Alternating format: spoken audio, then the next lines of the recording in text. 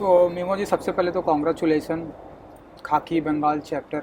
जी। तो सबसे पहले तो ये जानना चाहूँगा, आपको बंगाल को आप कितना अच्छे से जानते हैं? आप वहीं से हैं?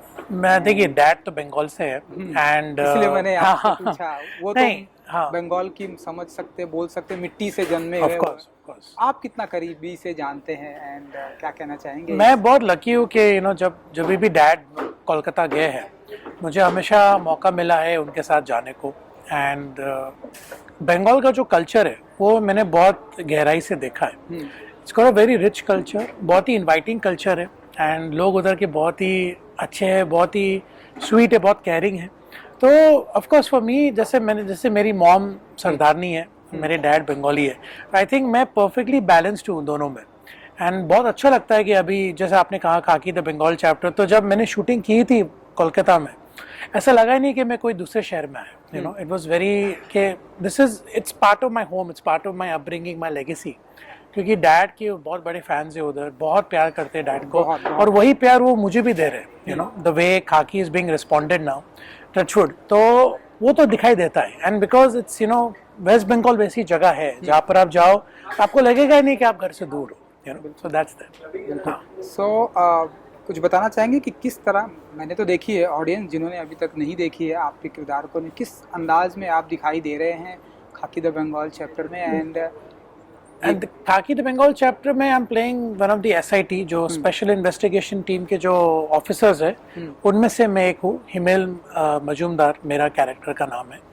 ये बहुत ही 10-15 साल से फोर्स में है एंड इस कैरेक्टर ने सब हाइज एंड लोज देख चुका है वो, कि क्या होता है, पॉलिटिक्स क्या होते हैं, इंटरनल पॉलिटिक्स क्या होते हैं पुलिस फोर्स में, और बहुत सी जो चीज़ें जो इन्वॉल्व होती है।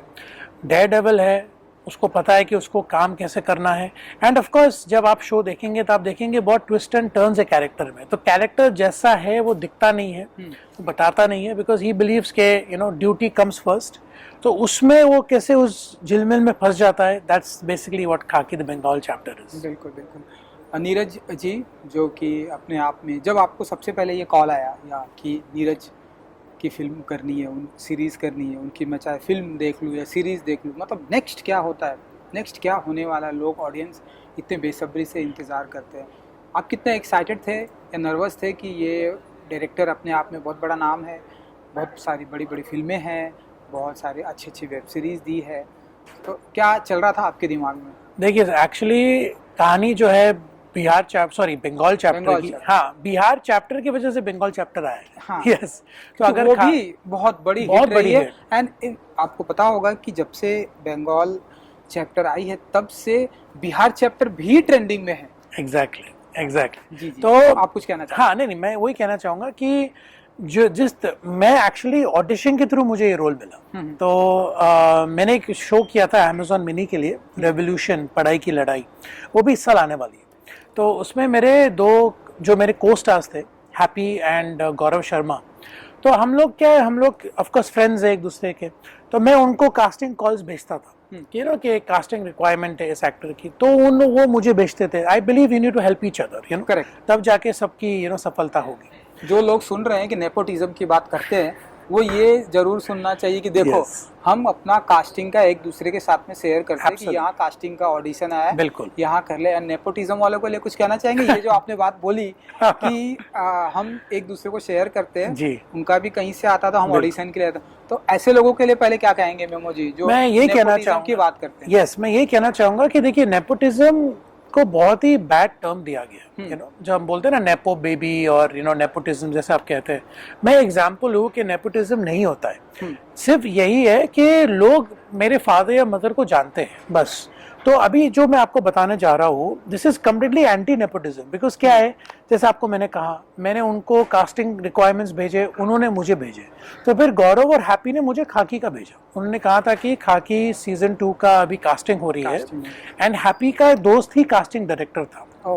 तो फिर मैंने उनसे बात की, उन्होंने बोला आप ये देखिए, आपका एक सेल्फ टेस्ट करके हमें भेजिए ऑडिशन, हम देखते हैं। तो मैंने तो हर चीज़ के लिए ऑडिशन किया, चाहे वो टीवी हो, वेब हो, फिल्म्स हो, it's a part of an actor's life. फिर मैंने ऑडिशन भेजा, फिर कोई जवाब नहीं आया, तो मुझे लगा शायद इंटरेस्टेड नहीं है, शायद उनको पसंद नहीं आया। बट फिर 10 दिन के बाद कॉल वापस आया, तो उन्होंने कहा कि नीरज सर के ऑफिस ने ऑडिशन देखा आपका, उनको अच्छा लगा, वो इंटरेस्टेड है आपसे मिलने के लिए। मुझे लगा बहुत अच्छी बात है। फिर मैं गया नीरज सर के ऑफिस। तब मैं नीरज सर से नहीं मिला, नीरज सर के जो मेन जो डे टू डे ऑपरेशंस करते दीपक सर, उनसे मिला। वो भी थोड़े हेजिटेंट थे। उन्होंने बोला कि देखो मीमो, कास्टिंग हो चुकी है इस फिल्म शो की। तो मैंने बोला आई, क्योंकि हर बार आप जब जाते हैं ना तो हम एक्टर्स को ये बहुत फेमस हमें ये डायलॉग सुनाई देता है कि कास्टिंग हो चुकी है। हाँ, या बताएंगे हम आपको। हाँ, मतलब आपको नहीं लेंगे, इन अ वे प्यार से बोलते हैं कि हम आपको नहीं ले सकते और हम इंटरेस्टेड ही नहीं आप। तो मैंने हो गई, आपको बताएंगे, फोन आएगा, कुछ होएगा। हाँ, कुछ होगा। ये स्टैंडर्ड है हम एक्टर्स लोग की लाइफ का। ये सर हमारी भी लाइफ में ऐसा ही होता है। देखिए, तो I think that is common between us. Exactly. तो फिर मुझे लगा कि मैं ऑफिस में बैठा हूँ और मुझे मौका नहीं मिला। मैं चलो नो प्रॉब्लम, डेस्टिनी। बट उन्होंने कहा कि देखो मीमो, इसमें कैरेक्टर है, सपोर्टिंग कैरेक्टर है, अगर तुम चाहते हो तो हम इसके लिए बात कर सकते हैं। तो मैंने उनको एक लाइन में कहा, बोला सर नीरज पांडे सर की जो आपने कहा अभी, उनकी लेगेसी है, इतने हिट्स दिए, इतने अच्छे अच्छे फिल्में और शोज बनाए, उसके बाद अभी उनके ऑफिस में हूँ, बिहार चैप्टर के बाद आप इसका सीक्वल बना रहे हैं। मैंने बोला अगर आपने मुझे झाड़ की तरह भी ले लिया ना शो में, मैं सबसे बेस्ट झाड़ बनूंगा, बट मेरे को इस फिल्म शो में काम करना है। ये आपने नीरज जी से, दीपक सर से कहा। हाँ, मैंने बोला कि आप मुझे कोई भी रोल दो इस शो में, मैं करना चाहता हूँ, बिकॉज मुझे काम करना है आपके साथ। तो वो इम्प्रेस हुए, तो उन्हें बोला चलो ठीक है, मैं आपको बताता हूँ। फिर वापस 10 दिन के लिए कोई कॉल नहीं आया, तो मुझे लगा छूट गया, क्योंकि कास्टिंग हो गई।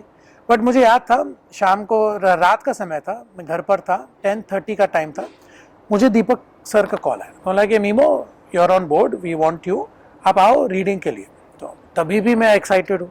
फिर मैं गया, रीडिंग की, डायरेक्टर सर से मिला, सब दीपात्मा दा और तुषार दार से रीडिंग भी किया आकांक्षा के साथ। फिर जब शूटिंग हुई हम लोग की मई में, फर्स्ट डे शूटिंग हुई थी, मैं कुछ, हम लोग को बुलाया गया था 6:30 बजे कॉल टाइम। मैं पहुंचा, मीका जो उनकी प्रोडक्शन हेड है, वो वैनिटी में आए और मुझे फ्लावर्स दिए। तो उन्होंने बोला कि वेलकम टू द टीम। तब जाके मुझे लगा कि मैं एक्चुअली खाकी का पार्ट हूँ। फर्स्ट तक आपकी मुलाकात नीरज जी से नहीं हुई? नहीं, मेरी नीरज सर से 2 सेकंड मुलाकात हुई थी मेरे लुक के लिए, जब लुक टेस्ट हो रहा था। जैसे आपने देखा मेरी मुच्छी है शो में, 2 सेकंड के लिए सिर्फ मुच्छी के ज्यादा कम के लिए उतनी बात हुई, और मतलब वेलकम अबोर्ड उतना हुआ था उनके ऑफिस में। बट ऑफिशियली कुछ हुआ नहीं था, क्योंकि साइन वाइन कुछ नहीं किया था। तो फिर जब फाइनली जब शूट के लोकेशन गया, तब जब आया, तब मुझे लगा कि yes, I am a part of खाकी द बंगाल चैप्टर। तो ये कहानी थी पूरी कहानी थी। तो जैसे आप कहते हैं नेपोटिज्म के बारे में, डैड ने किसी को कॉल नहीं किया, ना नीरज सर को, ना मेरे मैनेजर, किसी ने नहीं। मैंने ऑडिशन किया, मैं जाके मिला, उनको पसंद आया, तब जाके मुझे खाकी बंगाल चैप्टर। सेट पे मुलाकात हुई आपकी नीरज जी से?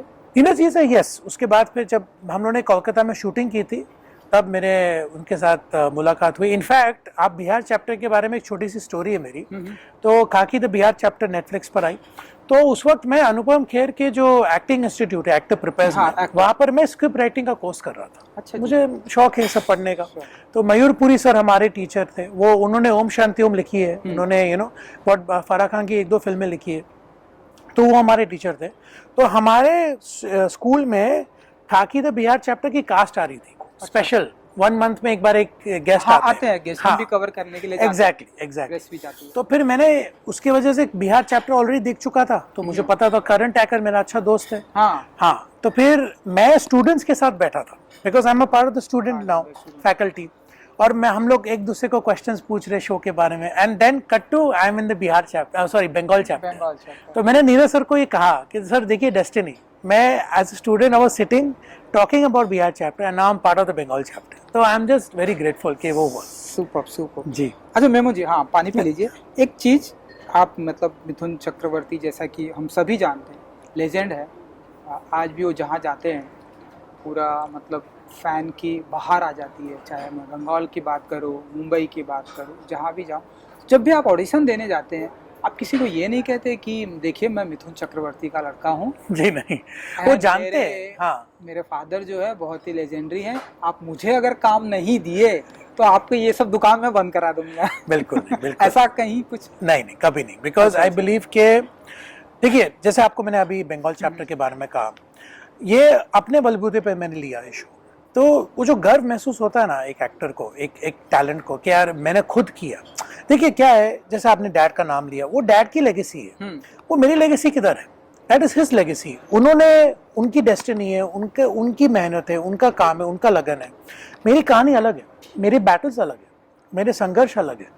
तो I have to go and stand in the line. और मैं बहुत एंजॉय करता हूँ ये सब चीज़ें, बिकॉज मेरे तरह कितने और लड़के और लड़कियां हैं जिनके यही उम्मीदें हैं, यही सपने हैं कि वो एक दिन अच्छा शो करे, फिल्म करे, टीवी करे, प्राउड हो जाए। तो मुझे कोई हक नहीं बनता है किसी और के ड्रीम्स में जाके बोलने के मेरे ड्रीम्स आपसे इंपॉर्टेंट है। हम सबके ड्रीम्स इक्वल है, यू नो, ऑडिशन में सब इक्वल है। आपको टैलेंट से लिया जाता है, आपको आपके बैकग्राउंड के लिए नहीं लिया कुछ एक को लिया जाता है। अभी मैं कुछ एक ऐसे प्रोडक्शन है जिनको लिया जाता है कि हाँ चलिए आप दैट इज, मैं आई बिलीव कपूर फैमिली से हैं, आ जाइए, आपका वेलकम है। आई चले ना चले कोई बात नहीं, that I believe to each their own. देखिए अभी जैसे मुझे अगर ब्लू या ब्लैक पसंद है, अगर आपको रेड पसंद है, दैट इज योर चॉइस। तो इसमें मैं हु एम आई टू से कि आपकी चॉइस गलत है, कि मैं बोलूंगा आप पर ये रंग अच्छा नहीं है। That is your choice, you carry it well, I like to carry, this is my choice. I believe कि यार देखो, ये नहीं कहना चाहता हूँ कि I don't want to make enemies, यार I want to keep good friends. I believe कि लाइफ में, लाइफ का असूल मेरा पर्सनल है, लिव एंड लेट लिव। जिसको जो करना है करने दो। मैं किसी की जाके किसी का कुछ छीनूंगा नहीं, ना मैं किसी को मेरा कुछ छीनने दूंगा। मेरा जो है, I have to stand in line, I will audition, मैं पूछूंगा सबको, देखो मुझे काम चाहिए, मुझे काम दो, ऑडिशन लेंगे, देखेंगे काम अच्छा, काम मिलेगा। That is what I believe, to each their own. बिल्कुल बिल्कुल। सो मैं, मुझे प्रेशर नहीं होता आपको कभी इन चीज़ों का कि डैडी का इतना बड़ा नाम है एंड आप जो है इस तरह से जाके ऑडिशन देते हैं एंड देन उसके बाद फिल्मों में आते हैं, बहुत ही अच्छी बात है। प्रेशर होता है कि डैडी का इतना बड़ा नाम है एंड उस लेवल तक पहुंचना या ना पहुंचना, क्या चलता है आपके दिमाग में? देखिए सर, मैंने जो सच यही हकीकत यही कि मैं कभी उनके लेवल तक पहुंच नहीं पाऊंगा। That is because that is, see, he is Mithun Chakrabarti. नहीं, what I'm trying to say is that he is Mithun Chakrabarti the actor. देखिए, at home वो मेरे फादर है, अभी भी वो मेरे फादर, अभी इनफैक्ट आपके इंटरव्यू से पहले मैं उनसे ही बात कर रहा था। So that is a father and son relationship. But जब मिथुन चक्रवर्ती एक्टर के बारे में आप बात कर रहे हैं, वो जो लेगेसी है इनकी इतने सालों की, मैं कभी नहीं पहुंच पाऊंगा। I just need to be Mimo Chakraborty. मुझे मीमो चक्रवर्ती होना बहुत इंपॉर्टेंट है। तो मैं कभी वो सोचता भी नहीं। स्टार्टिंग में पहले जब जिमी की वक्त, तब बहुत प्रेशर था कि यार कैसे कर पाऊंगा, क्या मैं कर पाऊंगा कि नहीं। अभी क्या है, अभी मैं सिर्फ यही फोकस करता हूँ कि लोग मुझे देखकर मेरे काम की तारीफ कर रहे हैं कि नहीं। जैसे अभी बंगाल चैप्टर की अगर आप बात करो, मैं इतना ग्रेटफुल हूँ, अभी तक जिसने भी शो देखा है सबने सिर्फ तारीफ की है शो की और परफॉर्मेंसेस की, जिसमें मेरा भी नाम है। तो जब डैड अभी कोलकाता में थे प्रेस कॉन्फ्रेंस के लिए, उनकी एक बंगाली पिक्चर रिलीज हो रही है, तो उन्होंने मुझे खुद फोन करके बोला कि यहाँ पर लोग मुझे तुम्हारी बात कर रहे हैं, कि आप तुम्हारा शो देखा, तुम्हारी तारीफ हो रही। तो एज अ सन वो कितनी बड़ी बात है मेरे लिए। तो आई बिलीव कि मुझे बस उस पर ही कॉन्सेंट्रेट करना है कि मीमो अपने आप को कैसे बेहतर कर सकता है हर फिल्म, हर प्रोजेक्ट के साथ। डैड की जो legacy, that is his legacy, मैं उस पर अपने आप को डालना नहीं चाहता हूँ। That is his league, that is his story, बस। अच्छा मेमो जी, जब भी आप ऑडिशन के लिए जाते हैं, जब भी आप किसी भी अपने प्रोजेक्ट पर एक्टिंग के लिए जाते हैं, या फिर एक्टिंग में आने से पहले डैडी से आपने कभी भी एक्टिंग की कुछ टिप्स लेते हैं, उनका आउटपुट, इनपुट लेते हैं कि डैडी ये सीन अगर करना हुआ तो मैं यहाँ पे थोड़ा नर्वस हो जाता हूँ, या फिर एक्टिंग में जब फर्स्ट आपका सीन आता है, क्या आप उनसे क्या कुछ अपना इनपुट आउटपुट लेते हैं? उन्होंने, देखिए, उन्होंने जब स्टार्टिंग में मुझे कहा था कि Mimoh you have to be a very honest actor, honest इंसान बनो, फिर ऑनेस्ट एक्टर बनो और फिर ऑनेस्ट परफॉर्मेंस दो। उन्होंने मुझे एक लाइन में समझाया, उन्होंने बोला कि एज लॉन्ग एज तुम कैरेक्टर को ऑनेस्टली प्ले कर रहे हो, तुम्हारे हिसाब से जो ऑनेस्टी है वो ऑनेस्टी कैमरा में दिखाई देगी। अगर तुम सिर्फ मीमो बनकर वो प्ले कर रहे हो कि यार मैं मीमो बन के शॉट दूंगा बिकॉज जैसे आपने कहा अभी मेरे डैड की लेगेसी, तो फिर वो कैरेक्टर नहीं दिखाई देगा। But if you are playing Himel Majumdar, अगर आप हिमेल को ही प्ले करो तो हिमेल ही दिखाई देगा उनको, मीमो नहीं दिखाई देगा। तो वो एक लाइन में उन्होंने मुझे पूरा समझा दिया था एक्टिंग का। उन्होंने बोला था कि हर शॉट ऑनेस्टी से दो, कभी उसको मैनिपुलेट मत करो, कभी ये मत सोचो कि मीमो उसको किस तरीके से करेगा। When you are between action and cut, you are the character, and वो तुम्हें switch on and switch off करना बहुत इंपॉर्टेंट है, बिकॉज इट्स एक्टिंग, एंड में सिर्फ एक्टिंग है। अभी जैसे मैं हॉन्टेड की शूटिंग कर रहा हूँ, हॉन्टेड 2 की विक्रम सर के साथ, हाँ, इतनी डरावनी पिक्चर हम बना रहे हैं, इतने हॉरर एलिमेंट्स है, बट एक्शन कट के बाद हम लोग सिर्फ हंसी मजाक कर रहे हैं, जोक कर रहे हैं। इनफैक्ट विक्रम सर इतने स्पॉन्टेनियस है, इतने फनी है ऑन माइक, वो तो शॉट के पहले भी हम हमारे साथ जोक करते हैं। इतना सीरियस सीन चल रहा है, but that's the mood, because वो switch on and switch off करना बहुत इंपॉर्टेंट है। उसके बीच में आप वो कैरेक्टर, बट कट होने के बाद यू बैक टू मीमो। तो डैड ने वही सिखाया and I am trying to give it my best. जैसे कब तक ये शूटिंग आपकी कंप्लीट हो जाएगी हॉरर 2? हॉन्टेड 2 की अभी आई थिंक एक शेड्यूल बाकी है, 90% पिक्चर हो गई है। अभी बात हो रही है कि इस ईयर मिड में आ जाएगी picture. Yes, haunted ghost of the past sequel का नाम है जी, पार्ट 2 जी।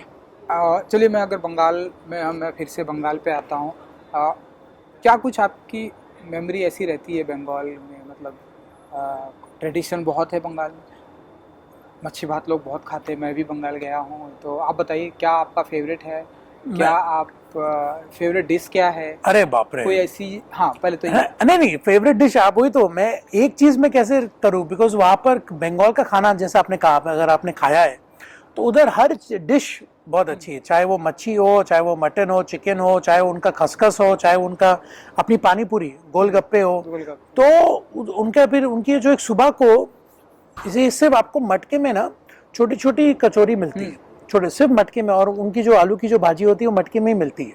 वो सिर्फ ब्रेकफास्ट आइटम है कोलकाता का, वेस्ट बंगाल का। वो अगर खा लिया ना तो बाप रे पागल हो जाओगे, अब आपको और कुछ नाश्ता खाओगे नहीं, इतना टेस्टी होता है। एंड जब मिठाई की बात करें तो ऑफ कोर्स उनका संदेश, उनका रसगुल्ला तो फेमस है, बट उनके बेक्ड रसगुल्ले जो होते हैं, अरे बाप रे, मतलब पागल हो जाओगे खा के। फिर उनका एक रेस्टोरेंट है, अरसलान उसका नाम है, उसकी जो बिरयानी है वो तो मतलब मैं जब भी जाऊँ कोलकाता मुझे तो खाना ही है, चाहे वो एक बार खाऊं बट वो तो खाऊंगा। हाँ, तो उधर के खाना तो लाजवाब है, एब्सोल्युटली अमेजिंग। कोई ऐसी लोकेशन जहां आज भी आप जाने की इच्छा रखते हैं, आप अभी नहीं? डैड का घर।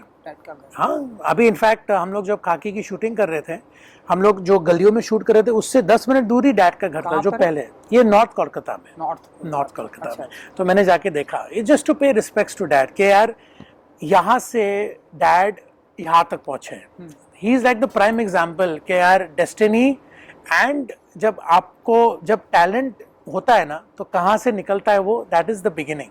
तो I always go and just मैं जाके उस घर को देखता हूँ। बिल्कुल बिल्कुल। घर से याद आया, बहुत सारा बिजनेस भी है आपका ऊटी में है जी, एंड यहाँ मालवानी मड में भी आपका बंगला है, मैंने देखा है जी। सो बहुत और भी कई सारे बिजनेस होंगे आपके।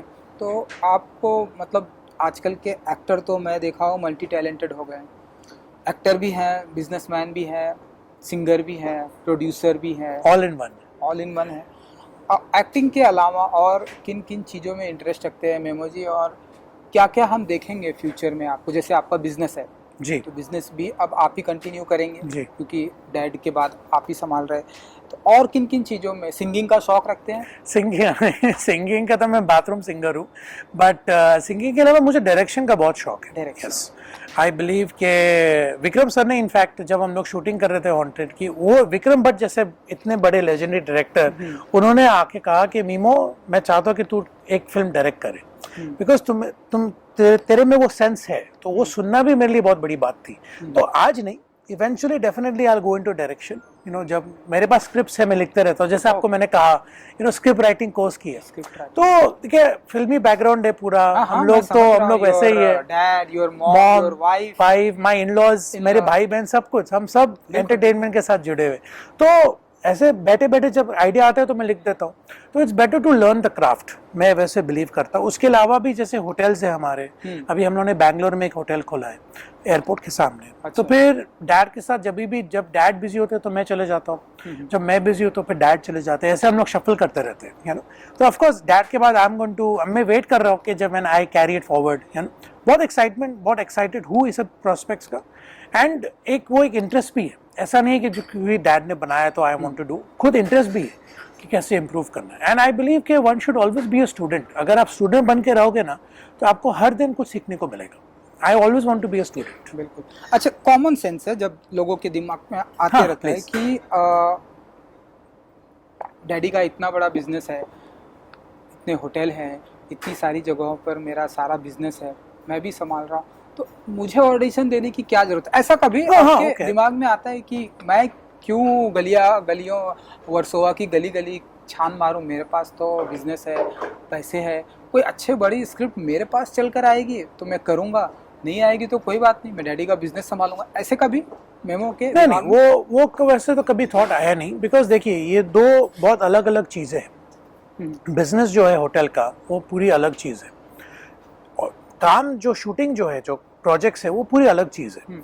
जैसे आपने अभी वर्सोवा कहा, मैं तो हर ऑफिस में जा चुका हूँ, आराम नगर में, आराम नगर 1, आराम नगर 2, मुझे हर ऑफिस पता है उधर। तो मक्का मदीना कहा जाता है। Absolutely absolutely. और लकीली क्या है, क्योंकि मैं मठ पे रहता हूँ, तो मेरे लिए क्या है, जेट्टी से जाना बहुत इजी पड़ता है, 10 मिनट में मैं पहुंच जाता हूँ। तो ऑडिशन अगर 12 बजे है तो मैं 11:30 बजे निकलता हूँ, 12 बजे पहुंच जाता हूँ, मेरा सेट है पूरा उधर। तो ऑटो से जाऊंगा, पहुंचूंगा, ऑटो से आऊंगा, सेट है अपना। तो बिकॉज क्या है, देखिए इट्स वेरी इंपॉर्टेंट। देखो मॉम डैड ने हम लोग को कैसे बड़ा किया, उन्होंने बोला है कि देखिए जस्ट बिकॉज तुम हम लोग के हम तुम्हारे पेरेंट्स हैं, तुम लोग को कोई प्रिविलेज नहीं मिलेगा। यस, एज पेरेंट्स तुम लोग को जो लाइफ हम देंगे वो हम देंगे, because you are our children, but उसके अलावा डोंट थिंक आप स्पेशल। और हम लोग स्पेशल है नहीं, सब सेम है भाई, सब same, it's all up here, you know. ये मैं कभी करने नहीं दूंगा अपने आप को। अभी आज जो जिस पोजीशन में हूँ, आज इनफैक्ट आपके इंटरव्यू से पहले मैं जब अंदर आ रहा था, एक फैन मिले, उन्होंने मेरे साथ एक फोटो लिया। तो अभी दो तरीके आप इसको देख सकते हो। एक है कि यार देखो अभी सब मुझे जानते हैं, और एक है कि आई एम सो ग्रेटफुल कि लोग मुझे जानते हैं। इट्स एक तरीका है। आई बिलीव कि सेकंड वाला इंपॉर्टेंट है कि मैं ग्रेटफुल हूँ कि लोग अभी काम देखकर मुझे पहचान रहे हैं। एंड वो हंगर, जो भूख है ना, वो आपको ऑडिशन से ही मिलेगी, when you grind for it। अभी जैसे आपने कहा, अभी अगर मैं कुछ खाना बना रहा हूँ, अगर स्टार्टिंग में मुझे आके पूरा डिश दे दिया तो मैं कैसे, अगर मैं जाके खरीदूँ, उसको साफ करूँ, काटूँ, बनाऊँ, पकाऊँ, और फिर जब सर्व करूँ, उसका एक अलग मजा है। सो आई बिलीव वो जो वो आती है वो भूख से आती है, और वो जो एक एक्टर की जो भूख है ना, दैट शुड नेवर डाई।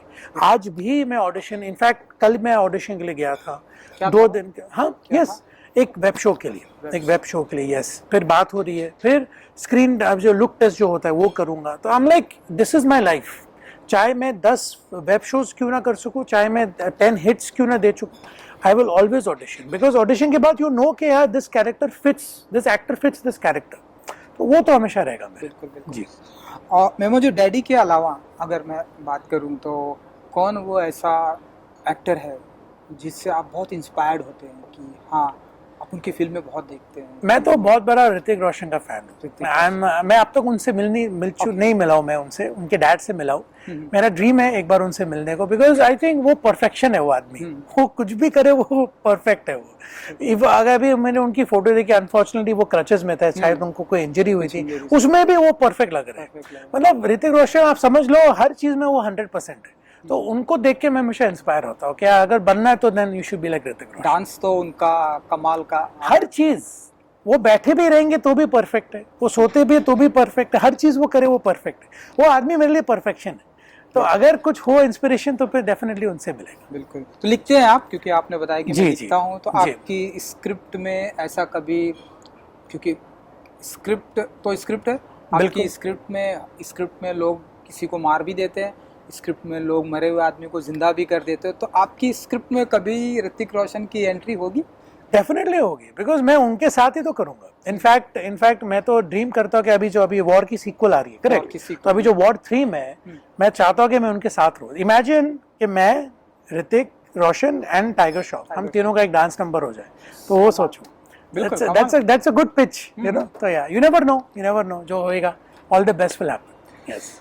चलिए, टाइम की बहुत सारी प्रॉब्लम है कि आगे और भी बहुत सारी बातें करनी है। बस इतना आपसे जानना चाहेंगे, जो आपके फैन हैं, जैसा कि आपने बताया कि बाहर मुझसे लोग, जी, जिनको बहुत ही बेसब्री से आपके अपकमिंग प्रोजेक्ट का इंतजार होता है, विक्रम सर की आ रही है, एंड क्या क्या प्रोजेक्ट आ रहा है, एंड देखिए अभी बंगाल चैप्टर देखी है, के लिए क्या कुछ कहेंगे अपने फैंस के? मैं तो first of all thank you बोलना चाहूँगा सबको, बिकॉज जिन्होंने भी खाकी द बंगाल चैप्टर देखी, आई थिंक आप लोगों ने बहुत प्यार दिया मुझे, I am so grateful for that.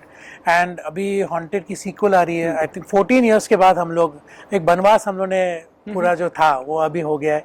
सो इस ईयर हॉन्टेड की sequel, the Haunted ghost of the past, मैं and Vikram sir, we are repeating the same horror this thing franchise with the sequel, तो उसके लिए मैं बहुत एक्साइटेड हूँ। उसके अलावा मेरा अभी जैसे आपको मैंने कहा 2-3 वेब शोज़ की अभी बात हो रही है, ऑडिशंस दे चुका हूँ, तो अभी वेट कर रहा हूँ कॉल बैक के लिए। तो I am taking it very particular, because क्या होता है रिस्पॉन्सिबिलिटी बढ़ जाती है। आप अभी बंगाल चैप्टर करो, सो देन ऑडियंस चाहते कि आप परफॉर्मेंस ओरिएंटेड करो, बिकॉज जितनी भी तारीफें आई, थैंक गॉड फॉर दैम, ये आया है कि आपने बहुत अच्छी परफॉर्मेंस की है, तो then I have to pick the next project जिसमें परफॉर्मेंस को मैं करूँ, and I am open to everything, चाहे वो सपोर्टिंग हो, चाहे वो मेन विलन हो। मैं तो चाहता हूँ कि मुझे कोई विलन का रोल दे, बिकॉज आज जमाना बदल गया, आप बदल देख रहे हैं। गया हाँ, है, विलन को भी बहुत ही ज्यादा प्यार एब्सोल्युटली मिलने लगा है। जो चाहिए, because an actor is credited for the performance. तो अगर ऐसा कुछ रोल आ जाए तो मैं तो एक टैंक पे खड़ा हूँ उसके लिए। तो एंड यस, साउथ में भी बात हो रही है अभी प्रोजेक्ट्स की, तो होपिंग है इस साल में एवरीथिंग स्टार्ट्स। तो चलिए, thank you so much, thank you, good luck, thank you, thank you so much. Thank you.